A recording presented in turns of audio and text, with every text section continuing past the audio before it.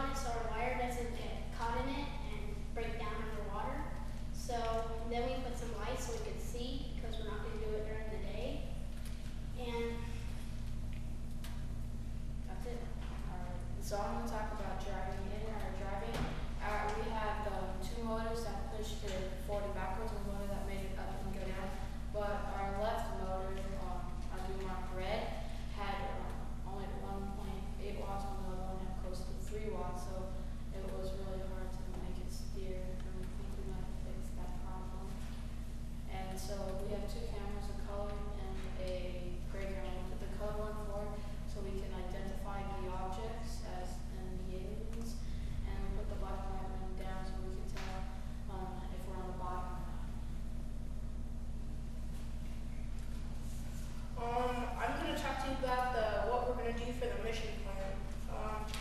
First, we're going to identify the aliens by colors, and we looked on the video and looked how fast the aliens go up and down, and we're not going to even try to do that because they go 10 times faster than the robot. The second thing, we will be locate the AUV Darwin 4 and then try to look at call out its serial number, and then we're going to try to take it to the AUV station. If we don't do that, then we're just going to skip it. The third thing we're going to do, we're going to descend to the bottom of the ocean or whatever, and to release the data buoy, and we're going to locate it and then release it. Then we're gonna align the intruder sensor array. We're gonna identify the sensor array and align with the laser beam to activate the array. And then we are going to, let's see, we're gonna identify the data locker and then locate the temperature and depth measurement calibration area. And that's pretty much what we're gonna be doing.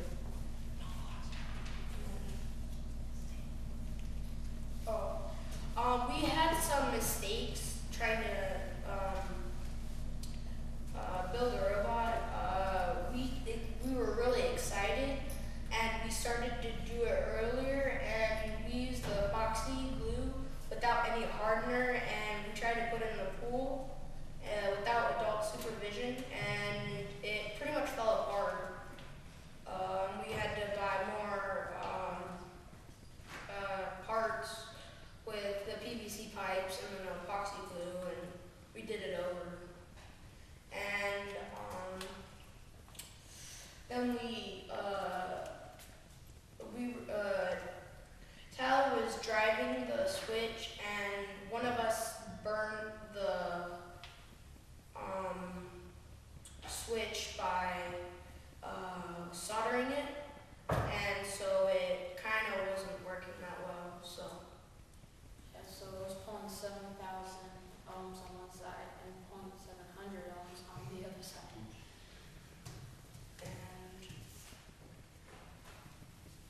And so does anyone have any questions about our robot?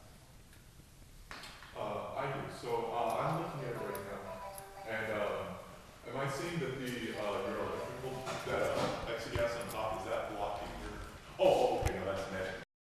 But I see that you have the vertical motor up front, right? Yeah. Okay, so you have one vertical motor up front, but that's netting. So.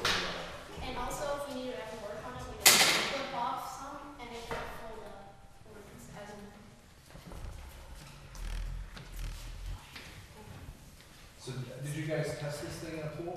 Yeah. We Yeah. tested How does it work? Cool. It works pretty. yeah, we qualified just yesterday with 4 minutes.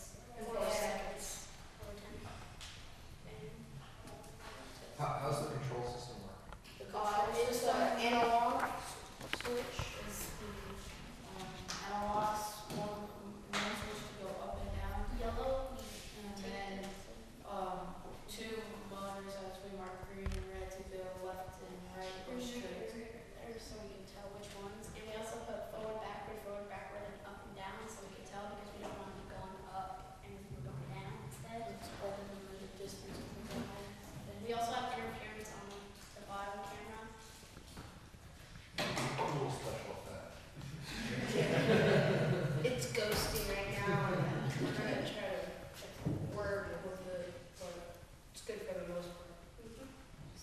besides forgetting the hardware, what was the biggest challenge when you were building the roller? Biggest challenge was to probably get the motors figured out, because I was having to go